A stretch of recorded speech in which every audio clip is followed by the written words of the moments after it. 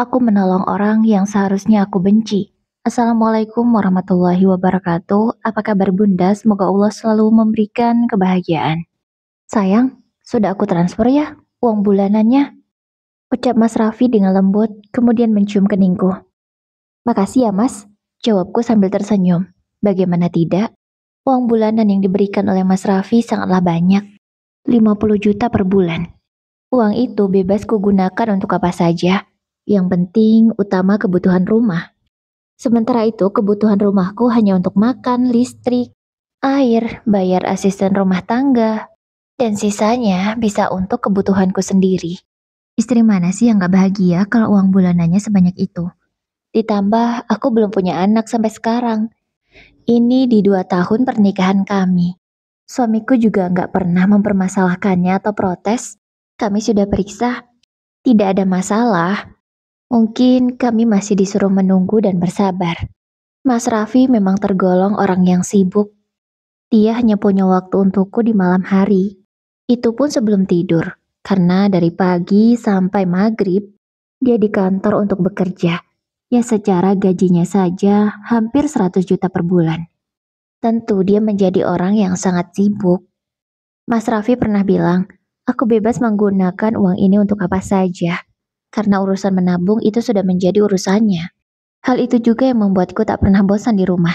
Karena aku bisa belanja, aku bisa jalan-jalan sesuai dengan kemauanku. Tapi tentu, aku tidak terlalu boros lah, aku sadar diri. Uang bulananku bukan ratusan juta, masih 50 jutaan. Jadi kalau aku terlalu boros, ya bisa kurang dong uang itu, nggak enak dong, aku harus minta lagi sama suamiku. Dan untungnya aku bukan tipe orang yang suka menghamburkan uang untuk hal yang tidak penting. Uang dari Mas Raffi banyak kubelikan perhiasan. Sampai sekarang, tabunganku dalam bentuk emas entah sudah berapa banyak. Aku sampai lupa. Sayang, kamu masak apa? Tanya Mas Raffi sambil memelukku. Hari ini aku cuma masak simpel mas, sup daging, jawabku. Wah, aromanya harum sekali, ini pasti enak. Katanya memuji seperti biasa. Kami pun makan malam bersama. Selesai itu, seperti biasa, aku menjalankan kewajibanku sebagai seorang istri. Melayani Mas Raffi sesuai dengan keinginannya. Iya, aku sadar diri. Aku sudah dinafkahi cukup. Bahkan aku tak perlu bekerja. Jadi sudah seharusnya aku melakukan ini untuknya. Begitulah rumah tanggaku berjalan setiap harinya. Namun tak jarang, kami juga ada masalah walau itu hanya masalah kecil. Namun alhamdulillah kami berdua selalu berprinsip. Kalau ada masalah, jangan dibawa sampai tidur. Pokoknya sebelum tidur harus sudah baikan. Maaf-maaf ngomong, aku merasa rumah tanggaku ini sempurna.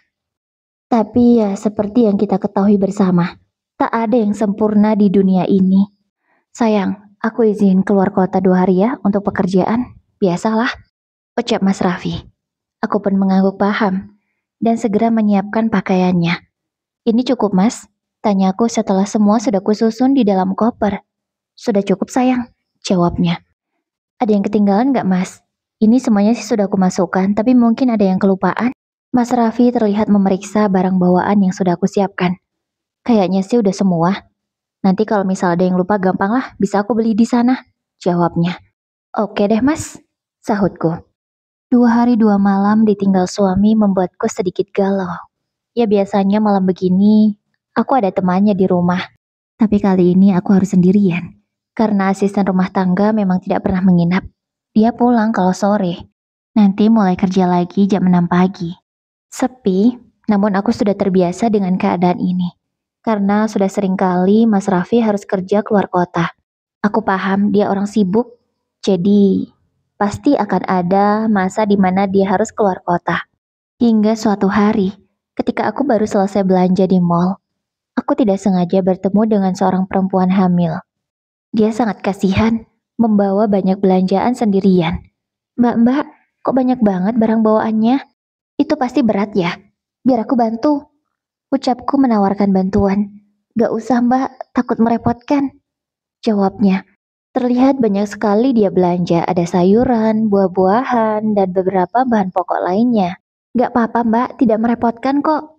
Saya kasihan sama mbak, ini tuh banyak. Masa mbak bawa sendiri? Apa suami mbak gak bisa mengantar? Tanyaku lembut. Suami saya sibuk kerja mbak, jadi nggak bisa bantuin saya belanja. Dia pun menjawab dengan lembut dan tersenyum.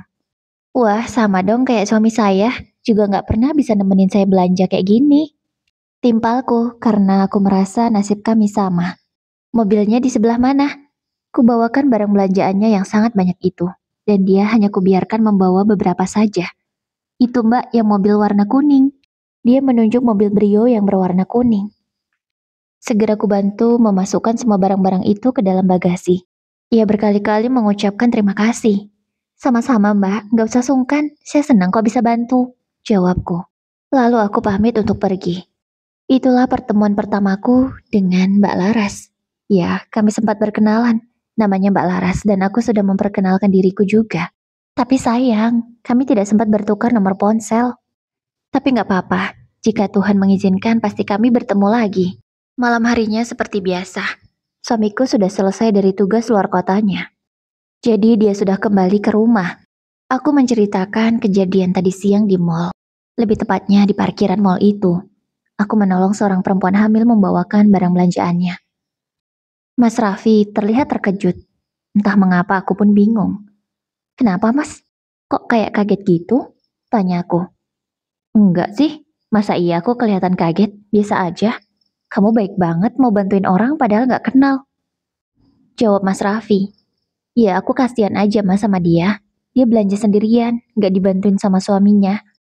Mana banyak banget lagi barang bawaannya tadi? Jawabku. Kamu hebat sayang. Aku bangga punya istri sebaik kamu. Lagi-lagi aku dapat pujian dari suamiku. Rasanya bahagia banget. Waktu terus berlalu. Sejak kejadian aku bertemu Mbak Laras di parkiran mall.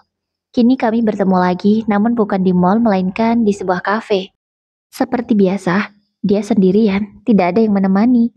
Begitu juga denganku, karena aku bosan di rumah saja, jadi aku keluar untuk ngopi di kafe. Karena aku yang melihat Mbak Laras duluan, aku menyapanya. Mbak, sendirian aja? Aku sedikit berteriak, karena meja kami cukup berjauhan. Mbak Melisa, di sini juga. Aku lalu berdiri pindah meja, supaya kami lebih enak ngobrol. Iya, aku bosan di rumah Mbak, jadi aku kesini. Jawabku setelah aku berada di hadapan Mbak Laras. Gini nih ya, nasib kalau suami sibuk, kemana-mana sendirian. Kata Mbak Laras, aku pun menanggapinya dengan tersenyum. Melihat dia memegang ponsel, aku jadi teringat. Mbak, boleh nggak minta nomor teleponnya atau sosial medianya? Ya mungkin kita bisa berteman. Atau kalau kita sama-sama gabut bisa janjian untuk keluar bareng. Ucapku. Oh boleh-boleh. Bahkan bukan hanya nomor WA yang aku dapat. Bahkan sosial medianya juga diberitahu. Kami berdua ngobrol santai sambil minum. Mbak Laras minum jus sementara aku kopi kesukaanku.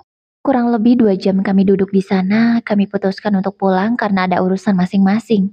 Kalau aku sih, mamaku minta tolong dibelikan beberapa macam buah-buahan. Karena nggak mau buat mama lama menunggu, jadi segera aku belikan. Sesampainya di rumah mama seperti biasa kami temu kangen, ngobrol santai banyak cerita. Sudah seminggu sih aku nggak kesini. Bukan karena aku yang sibuk, melainkan mamaku yang sibuk. Banyak sekali acaranya, yang arisan lah, yang temu teman-temannya lah, pokoknya banyak banget. Malahan aku yang santai sebagai anak muda. Mungkin besok aku kalau sudah tua seperti mama kali ya. Setelah puas ngobrol sama mama, aku putuskan untuk pulang. Lagi pula hari sudah sore. Malam harinya, setelah bertemu dengan suamiku, kuceritakan hari ini. Ya memang, aku selalu menceritakan keseharianku pada Mas Raffi. Dan dia sebagai suami yang baik, selalu mendengarkan ceritaku sampai selesai. Seakan gak pernah bosan begitu menjadi pendengar setiaku. Jadi kamu punya teman baru nih ceritanya? Tanya Mas Raffi. Aku pun mengangguk. Baik-baik ya berteman. Oh ya, kalau bisa jangan terlalu dekat. Ya, kita nggak tahu kan orang itu beneran baik atau enggak. Kata Mas Raffi mengingatkanku, dan aku mengangguk paham. Besok paginya seperti biasa. Setelah mengantarkan suamiku sampai ke pintu untuk dia berangkat kerja, aku kembali lagi ke kamar untuk bersantai. Aku rebahan sambil bermain ponsel. Aku baru teringat kalau aku sudah tahu akun sosial media milik Mbak Laras. Aku membukanya karena sedikit kepo. Dari sekian banyak postingan yang dia up ke sosial media, satu pun tak ada yang menunjukkan foto pernikahannya. Kebanyakan foto sendiri. Bahkan Ketika aku membuka koleksi fotonya pun tidak ada. Foto pernikahan atau foto saat dia ijab kabul juga tidak ada.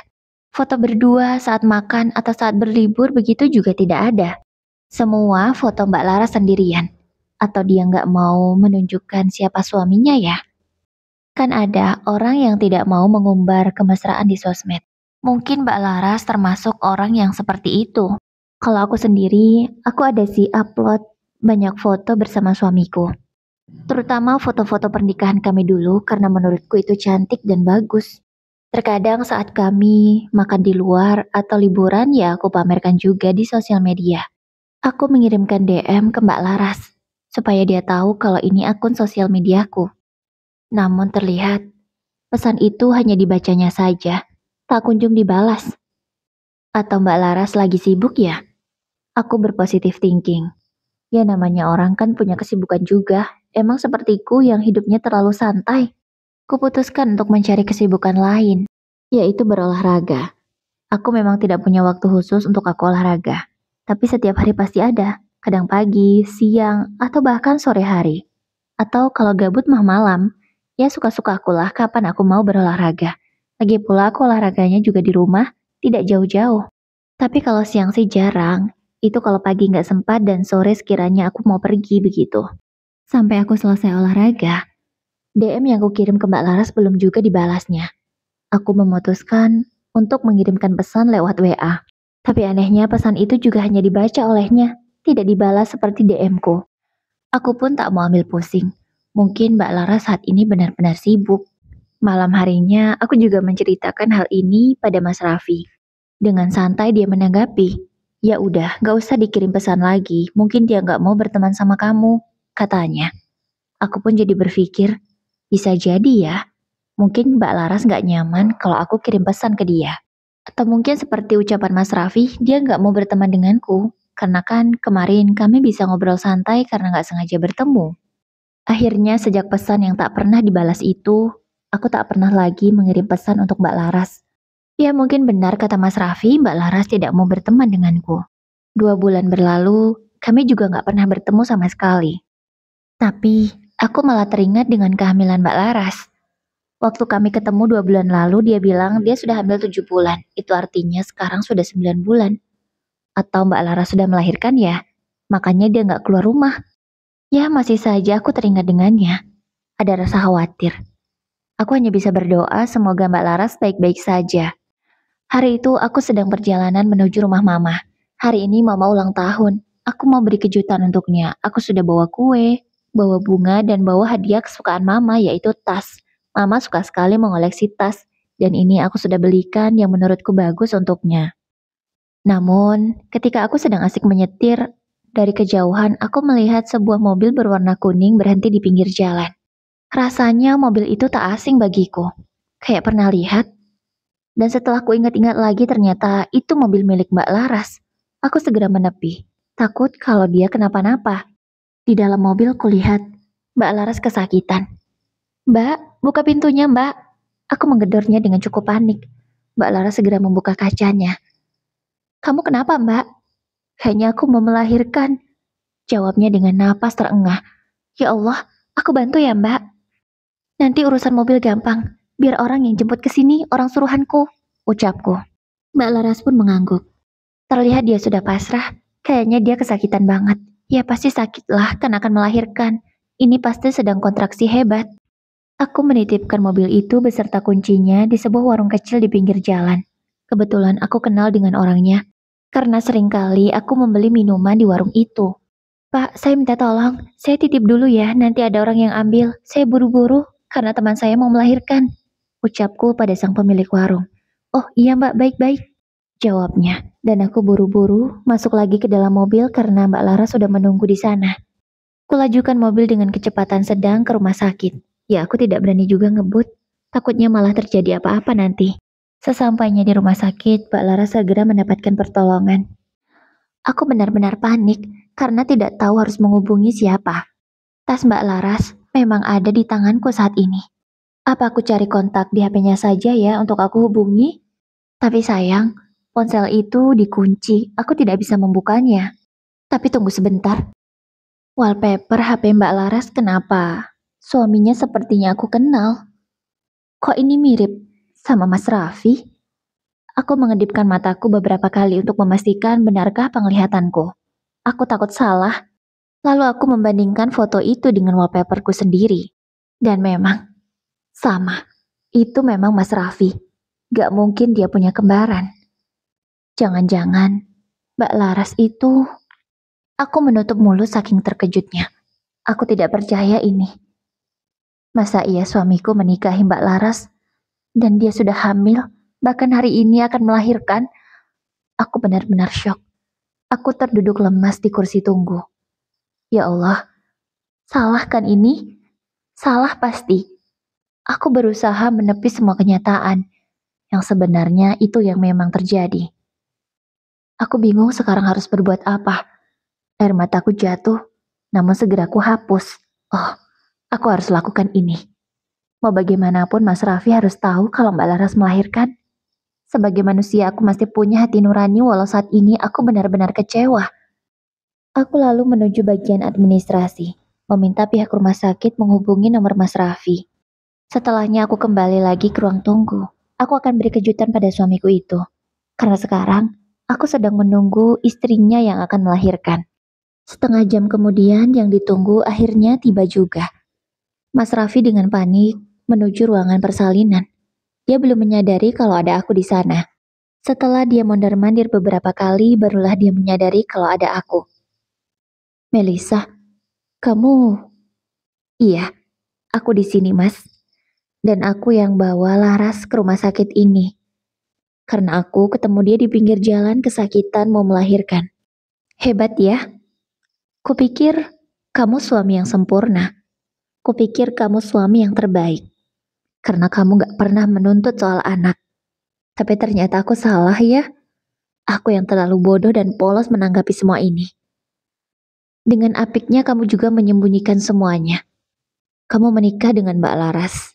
Bahkan dia sampai hamil dan hari ini melahirkan. Kudoakan semoga anakmu lahir dengan selamat. Ini tas istrimu, aku permisi. Kuserahkan tas itu pada Mas Raffi lalu aku melangkah pergi. Langkahku semakin cepat karena terdengar Mas Raffi mengejarku. Tapi aku yakin dia tak mungkin melanjutkan karena dia pasti sedang menunggu dengan panik kelahiran anaknya. Sesampainya di parkiran rumah sakit, aku langsung masuk ke dalam mobil. Aku menangis sekuatnya di sana. Walau aku tahu pasti suaraku ini akan terdengar di luar walaupun samar. Sakit banget ya Allah, ucapku. Suaraku bergetar. Air mataku sudah menggenang, bahkan sampai jatuh ke bajuku sendiri. Dadaku benar-benar sesak. Rasanya tak sanggup menerima kenyataan. Sejenak aku diam, lalu teringat. Sebenarnya hari ini aku mau kemana? Aku mau ke rumah mama untuk memberi kejutan ulang tahun. Tapi semua malah berakhir seperti ini. Apakah aku sanggup? Tentu saja aku tidak bisa. Tapi kasihan mama. Ku hapus air mataku. Aku berusaha kuat. Untungnya mataku belum sembab. Kuputuskan untuk mampir ke minimarket membeli beberapa minuman. Mungkin dengan minuman ini, aku bisa menenangkan diri. Tapi ternyata tidak bisa. Hatiku terlalu sakit. Air mata semakin deras mengalir. Aku tidak tahu harus bagaimana lagi. Kubiarkan diriku menangis sampai puas. Cukup lama aku berhenti di parkiran minimarket itu. Entah sudah berapa jam, aku pun sampai tak sadar. Kini mataku sudah sembab dan merah.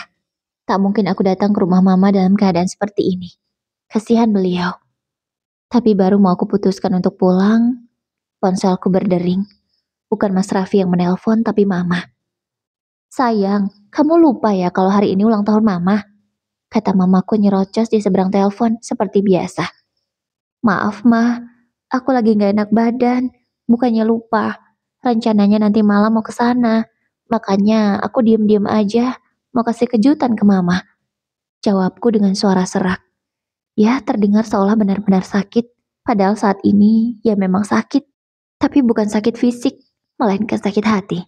Ya ampun, suaramu sampai serak begitu. Ya sudah, mama saja yang ke rumahmu ya. Mama ingin tahu keadaanmu, ucap mama. Gak usah mah, mama kan pasti repot di rumah. Jawabku sambil menahan tangis. Enggak sayang, mama gak repot. Mana ada kata repot untuk anak mama. Ya sudah, mama OTW sekarang ya. Mama segera mematikan telepon. Aku hanya bisa menyandarkan kepala ini di jok mobil. Ya Allah, Mah.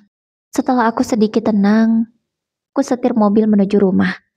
Malahan mama yang sudah sampai duluan. Kamu kemana saja sih? Katanya sakit. Kok malah keluyuran? Mama menyambutku dengan omelannya. Loh, kamu nangis? Kamu kenapa, nak? Mama sudah menyadari keadaanku. Ayo kita masuk. Mama memapahku. Lalu kami duduk di sofa ruang tamu. Ada apa? Apa yang terjadi? Tanya mama bertubi-tubi. Aku menangis lalu memeluk mama dengan erat. Kamu kenapa, Melisa? Cerita sama mama. Katanya sambil mengelus punggungku lembut. Tapi aku belum bisa menjawab. Aku masih terus menangis hingga terseduh-seduh. Setelah sedikit tenang barulah aku bisa cerita. Mas Raffi, Mah. Ternyata Mas Raffi punya perempuan lain. Dan perempuan itu hari ini melahirkan, Mah, dan Mama tahu. Aku yang menolongnya, membawanya ke rumah sakit. Karena aku tidak sengaja bertemu dengan dia di pinggir jalan. Ku ceritakan semuanya. Mama syok, tentu. Pasti sangat syok. Apa? Jadi? Iya, Mah. Astagfirullah, Raffi. Tega benar dia menyakiti anak Mama. Mama pun tak kalah syok dan sedihnya denganku. Pasti Mama kecewa. Selama ini Mama sangat percaya pada Mas Raffi. Dan hari ini, Mas Raffi menghancurkan kepercayaan itu. Mama akan tanya dia kalau nanti dia pulang. Kata Mama dengan marah. Mah, biar kami selesaikan dulu ya, Mah. Nanti kalau aku udah gak sanggup, aku baru ke Mama. Ucapku. Ya mau bagaimanapun, aku tidak ingin dibilang selalu mengadu apa-apa kepada orang tua. Aku akan coba selesaikan dulu masalah ini sendiri. Barulah kalau tidak bisa akan ke Mama. Baiklah sayang, tapi kamu yang kuat ya. Kalau ada apa-apa bilang sama Mama, jangan sungkan. Pokoknya kamu gak boleh disakiti siapapun termasuk Raffi itu. Ucap mamaku. Aku pun mengangguk lalu memeluk Mama lagi. Sekarang aku sedikit tenang karena ada Mama di sini. Namun malamnya Mama harus pulang karena memang aku yang memintanya. Ya mungkin saja sebentar lagi Mas Raffi pulang, atau dia sibuk di sana mengurus bayinya, entahlah. Tapi sekitar pukul 10 malam terdengar mobil Mas Raffi memasuki halaman rumah. Aku pun menuju ruang tamu untuk membukakan pintu. Sayang, aku bisa jelasin semuanya. Ucap Mas Raffi setelah mata kami saling bertemu. Aku berjalan, lalu duduk di sofa. Aku diam, belum berkata apa-apa. Sayang, maafin aku. Aku gak bisa sabar. Maafin aku ya, katanya lagi. Aku masih diam, belum menjawab. Aku salah, Melisa. Aku salah, karena aku sudah diam-diam menikah lagi. Bahkan sampai dia hamil dan melahirkan. Aku salah. Lanjutnya, kamu boleh pukul aku, Melisa. Aku salah, kamu boleh tampar aku. Aku siap kamu apakan saja, tapi tolong jangan minta cerai. Ucap Mas Raffi. Enak sekali kamu bicara, Mas. Kamu tidak mengizinkan aku minta cerai. Kamu suruh aku menerima begitu? Tidak, Mas. Hatiku udah terlalu sakit. Selama ini kamu bilang gak apa-apa kita belum punya anak. Tapi apa kenyataannya? Dengerin aku, Melisa. Mas Raffi memotong ucapanku. Aku memang gak apa-apa kita belum punya anak. Tapi aku hilaf. Aku hilaf dengan Laras. Ucap Mas Raffi sambil menunduk. Hilaf? Hilaf model apa? Coba kamu ceritakan semuanya dari awal. Tegasku. Waktu itu aku tidak sengaja bertemu dengan Laras. Dia sendirian di halte menunggu angkutan umum. Tapi itu sudah terlalu larut malam. Aku tidak tega. Aku takut kalau terjadi apa-apa dengannya. Sehingga aku mengajaknya bareng denganku. Mulai saat itulah kami kenal. Dan bodohnya aku malah tergoda olehnya. Ya, aku sadar. Aku bodoh, aku tergoda. Laras memang menggodaku beberapa kali. Dan aku tidak kuat iman. Maafin aku, Melisa. Mas Raffi bahkan sampai menangis mengatakannya. Jadi kamu hilaf? Kamu tidur dengannya sampai dia hamil begitu maksudmu? Teriakku. Mas Raffi mengangguk pelan. Dasar laki-laki gila. Selemah itukah imanmu? Umpatku lagi. Ya, emosi sudah tak bisa kubendung. Rasa kecewa dan amarah sudah memuncak. Ampuni aku, Melisa, ucap Mas Raffi, bahkan dia sampai berlutut. Aku gak bisa maafin kamu, Mas. Aku udah kecewa. Kamu udah hancurkan kepercayaanku, Mas. Aku gak bisa maafin kamu. Selama ini, aku berhubungan baik dengan Laras. Ternyata, dia adalah orang yang sudah merusak rumah tanggaku. Bodoh banget aku ini, ucapku. Suaraku bergetar menahan tangis. Melisa, aku mohon ampuni aku, Melisa. Aku janji, aku akan adil, katanya. Adil? Dari awal saja kamu sudah tidak bisa adil. Dan kamu membahas adil? Kamu benar-benar gak tahu malu ya, Mas. Aku minta maaf. Aku gak bisa lanjutkan rumah tangga ini. Aku sudah memikirkannya matang-matang. Aku tidak sanggup. Sekarang juga, aku akan keluar dari rumah ini. Kuhempaskan pegangan tangan Mas Raffi. Aku masuk ke dalam kamar. Lalu mengambil baju-bajuku memasukkannya ke dalam koper. Tidak semua baju yang aku bawa, yang penting-penting saja. Surat-surat penting, perhiasan, dan baju-baju yang suka aku pakai. Itu saja yang aku bawa. Melisa, aku mohon jangan pergi, kata Mas Raffi mencegah. Aku gak bisa, Mas. Aku gak sanggup. Kamu udah jahat banget sama aku. Selama ini, aku menunggumu di rumah sendirian. Bersabar dengan keadaan yang kita alami. Tapi apa yang kamu lakukan di luar? Tega kamu, Mas. Aku berusaha tegar. Walau sebenarnya, aku udah gak kuat menghadapi semua ini. Aku terus melangkah hingga keluar rumah, memasukkan koper ke dalam mobil, lalu menuju rumah Mama. Sesampainya di sana, aku peluk Mama erat. Maafin aku, Mah. Aku memilih mundur, ucapku lirih sambil memeluk Mama. Iya sayang, Mama mengerti perasaanmu. Ayo, masuk, istirahatlah. Mama memelukku sampai aku tidur. Iya, saking lelahnya aku sampai ketiduran. Dalam keadaan masih menangis. Paginya aku bangun dengan mata sembab. Mama selalu memberi dukungan. Kamu yang semangat, Nak. Setiap rumah tangga itu punya cobaan masing-masing. Ya walau terkadang, cobaannya itu begitu berat. Ucap Mama. Aku mengangguk berusaha untuk mengerti. Iya, Ma. Insya Allah Melisa kuat. Jawabku. Beberapa hari kemudian, aku baru bisa lebih kuat dari sebelumnya. Hari ini aku akan ke kantor pengadilan untuk mengajukan gugatan cerai. Beberapa hari ini juga, Mas Raffi terus menelponku tapi tak pernah ku jawab. Dan ternyata setelah aku pulang dari pengadilan, Mas Raffi sudah ada di rumah Mama. Melisa, kamu dari mana? Tanya Mas Raffi. Melisa dari pengadilan. Kenapa? Mamaku yang menjawab dengan ketus. Mah, maafin Raffi, Mah. Raffi nyesel, Mah. Katanya berlutut di kaki Mama. Sudahlah Raffi, tidak usah kamu memohon seperti ini. Anakku sudah kecewa, lebih baik kamu pulang. Dan siap-siap saja menerima surat panggilan. Kata Mama dengan tegas. Mama tidak izinkan kamu masuk rumah ini.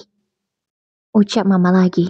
Sementara aku meneruskan langkah masuk ke rumah Mama. Mama udah usir Raffi? Kata Mama, dia masuk ke dalam kamarku. Makasih ya, Ma.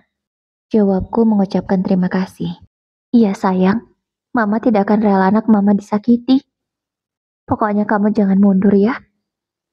Pilihan kamu sudah yang terbaik menurut Mama. Iya, Mah. Aku mengangguk. Oh ya, Ma, aku lupa. Hadiah untuk Mama masih ada di mobil. Yang tadi itu, Mah. Ucapku, saking banyaknya pikiran, aku sampai tak ingat dengan hadiah untuk Mama.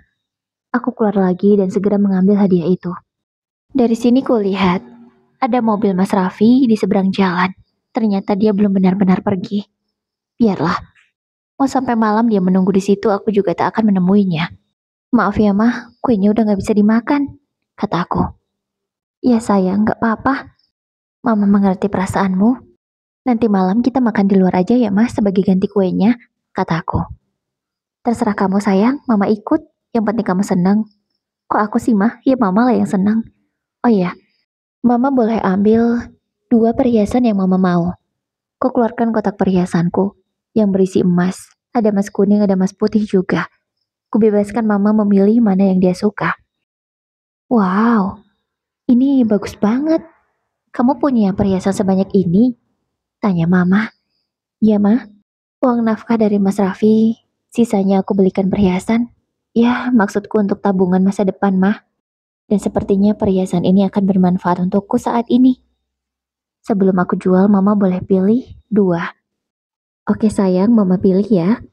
Mama segera mengambil perhiasan itu, lalu mencobanya. Mama suka banget sama ini, Mama ambil ini ya nak, katanya. Aku pun mengangguk. Setelah itu Mama pamit untuk kembali ke kamarnya.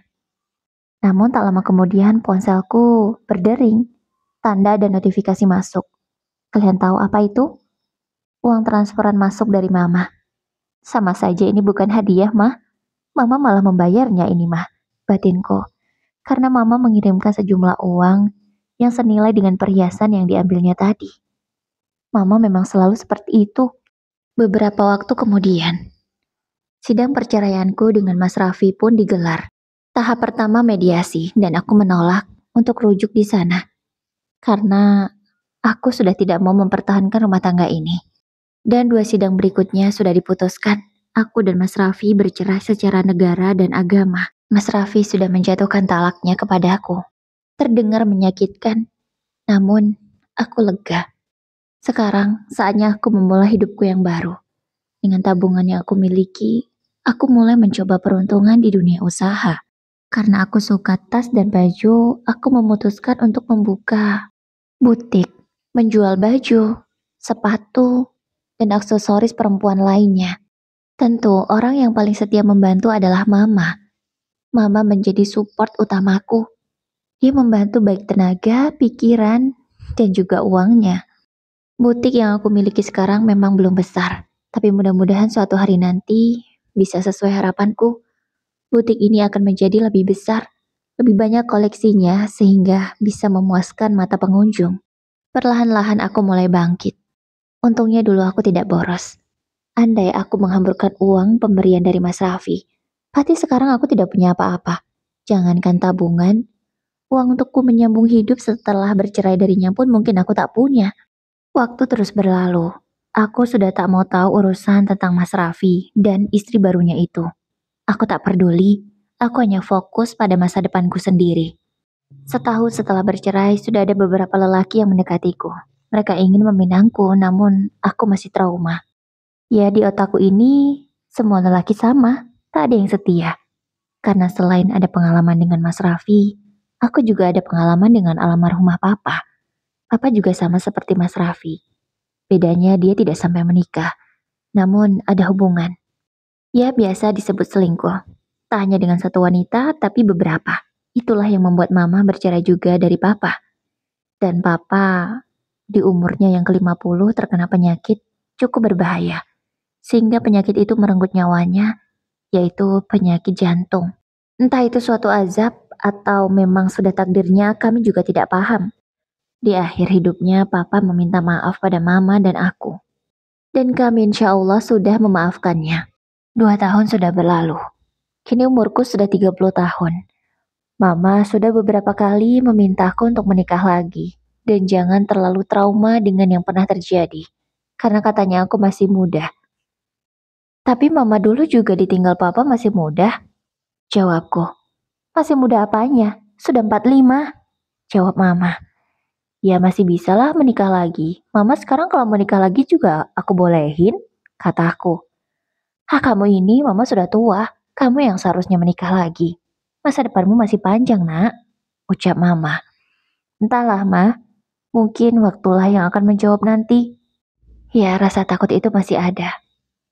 Namun di tahun keempat setelah perceraian itu, ada seorang lelaki yang datang. Dia lelaki sederhana, bahkan pekerjaannya hanyalah ojek online. Itu yang aku tahu karena dia selalu datang dengan jaket khas ojol. Dia ke butiku membeli hadiah untuk ibunya yang sedang berulang tahun.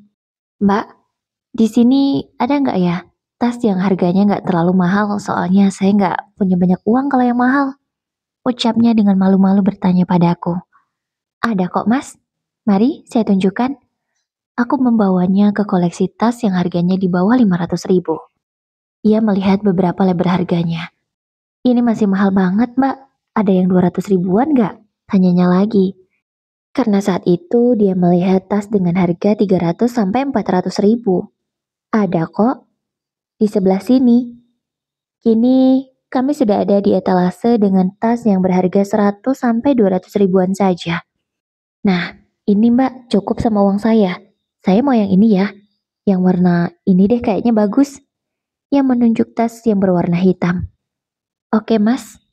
Ia segera menuju kasir untuk membayar. Namun dia takut untuk membawa tas itu. Siska, kamu ambilkan tas yang ini ya. Dan biarkan dia membayar 200 ribu. Ucapku pada Siska pegawaiku.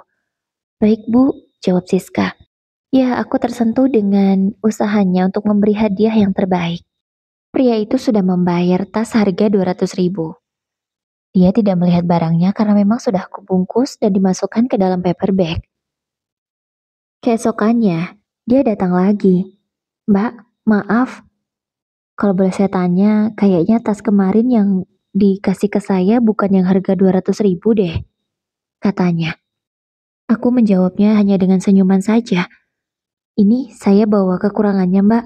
Saya nggak tahu uang ini cukup atau enggak. Tapi ibu saya sudah terlanjur senang dengan tas itu. Jadi nggak mungkin saya kembalikan. Katanya lagi. Mas, saya ikhlas kok ngasih. Saya sengaja nggak bilang supaya mas nggak tersinggung. Maaf ya, jawabku. Tapi mbak itu terlalu mahal. Saya nggak bisa. Udah mas, saya ikhlas. Saya paling nggak bisa ngelihat orang yang ingin berbakti pada ibunya. Kalau saya bisa bantu, pasti saya bantu. Karena saya tahu, menyenangkan hati seorang ibu itu luar biasa bahagianya bagi kita. Tolong diterima ya. Dia pun tersenyum dan mengucapkan terima kasih berkali-kali. Entah mengapa sejak saat itu, aku mulai berharap dia datang lagi. Seminggu kemudian, entah doaku yang terkabulkan atas suatu kebetulan. Pria dengan jaket ojol itu datang lagi ke butikku. Kali ini dia membawa sesuatu di tangannya. Mbak, sebenarnya saya kesini malu banget.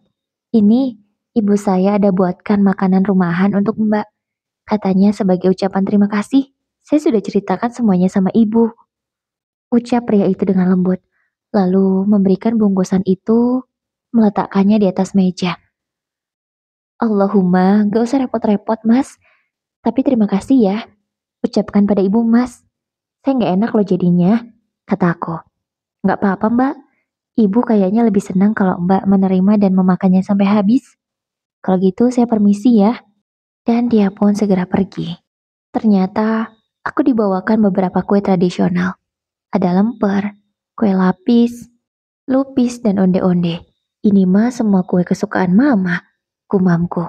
Aku memakan beberapa dan membaginya dengan karyawan yang lain. Lalu sisanya aku bawa pulang untuk mama karena memang sangat banyak sekali dibawakannya. Mama kegirangan, dia senang banget kubawakan kue itu. Katanya rasanya enak. Bahkan mama minta aku diantarkan ke rumah ibu pemuda itu padahal aku tidak tahu di mana rumahnya. Tapi untunglah, seperti alam sudah berkehendak. Karyawanku ada yang memesan makanan, dan yang mengantar adalah pemuda itu. Mas, aku memanggilnya. Dia menghampiriku setelah mengantarkan makanan pada karyawanku. Iya mbak, ada apa ya?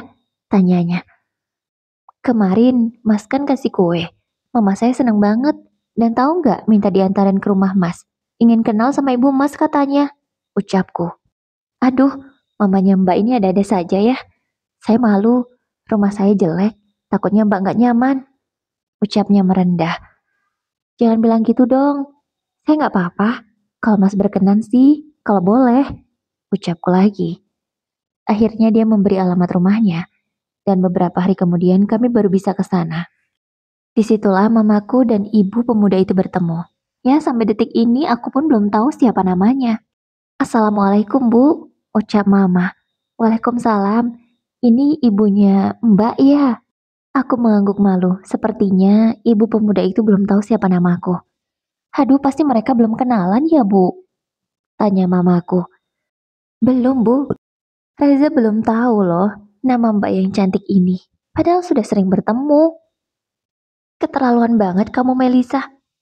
Namanya Reza loh, ucap mamaku. Iya ma, sudah tahu kok sekarang, jawabku. Oh ternyata Neng cantik ini namanya Melisa. Cantik sesuai dengan orangnya. Mari masuk. Maaf rumah kami kecil dan sederhana sekali. Ibu Mas Reza benar-benar sangat rendah hati sekali orangnya. Kami dipersilahkan duduk. Dan di meja ruang tamu itu sudah tersedia beberapa cemilan. Ada kerupuk, ada keripik pisang, dan juga kue coklat. Entah sengaja dipersiapkan untuk kami atau bagaimana, aku juga tak paham. Karena kami datang ke sini itu terkesan mendadak kan sebab tidak mengabari. Sebentar ya Bu, Ibu Mas Reza masuk ke dalam dapur dan kembali dengan banyak makanan di tangannya.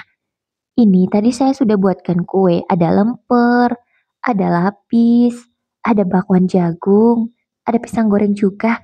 Maaf ya, kuenya sederhana. Bukan kue mahal, ini juga buatan saya sendiri. Ucap Ibu Mas Reza begitu ramahnya. Walau Bu, ini malah yang saya inginkan. Maaf ya, mamaku dengan tidak tahu malunya langsung mencomot kue itu. Bahkan memakannya dengan sangat lahap, lalu berkomentar. Ini enak banget. Saya kesini ya tujuannya ini. Mama benar-benar buat malu aja. Kelihatan banget kalau suka dengan kuenya. Maaf ya Bu, mama saya malu-maluin, kataku. Gak apa-apa Mbak Melisa. Kami bercengkrama dengan sangat hangat. Seolah sudah kenal lama, padahal baru pertama kali bertemu. Mama dan ibunya Mas Reza bertukar nomor ponsel. Perasaanku di sini mulai gak enak. Dan benar saja beberapa hari kemudian terjadilah pertemuan. Mas Reza dan ibunya diundang untuk datang ke rumah. Mama sudah menyiapkan makanan. Makanan yang spesial tentunya. Tapi jangan tanya, ini bukan masakan mama. Ini mama beli semua.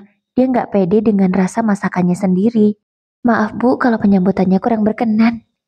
Ini saya nggak bisa masak, jadi saya beli, kata mamaku dengan malu-malu. Ya Allah bu, repot sekali. Kami disediakan apa yang ada juga sudah bersyukur, ucap ibu Mas Reza. Dan mereka datang tidak dengan tangan kosong, banyak sekali kue yang dibawanya. Dan ini semua ibunya Mas Reza yang buat. Jadi begini Bu Siti, maksud kami mengundang Ibu Siti dan Nak Reza kemari karena niat saya ingin menjodohkan Melisa dan Nak Reza. Bagaimana apa Bu Siti setuju? Aku benar-benar tidak menyangka kalau Mama akan mengatakan ini. Padahal sebelumnya tidak ada bicara apapun denganku. Mama, tegurku. Mama memberi isyarat agar aku tak banyak bicara. Sumpah aku malu sekali. Mama ini ada-ada saja. Kenapa tidak tanya denganku dulu? Malah langsung bertanya di hadapan orangnya. Kalau begini kan aku nggak enak untuk menolak. Ya walau sebenarnya aku mau sih. Kalau saya terserah anak-anak, Bu. Saya tidak mau memaksa. Kalau mereka suka ya, saya akan setuju dan meridoi. Saya akan beri restu. Lagi pula sebagai orang tua kita hanya bisa mendukung kan, Bu?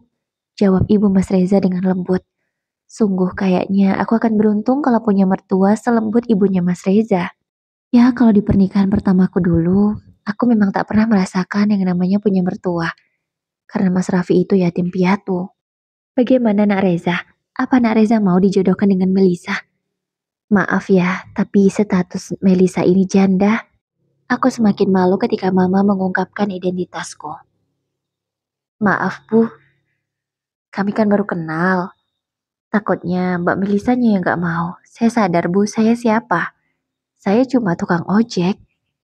Tapi saya gak pernah mempermasalahkan status Mbak Melisa seperti apa. Saya malu malah, saya minder.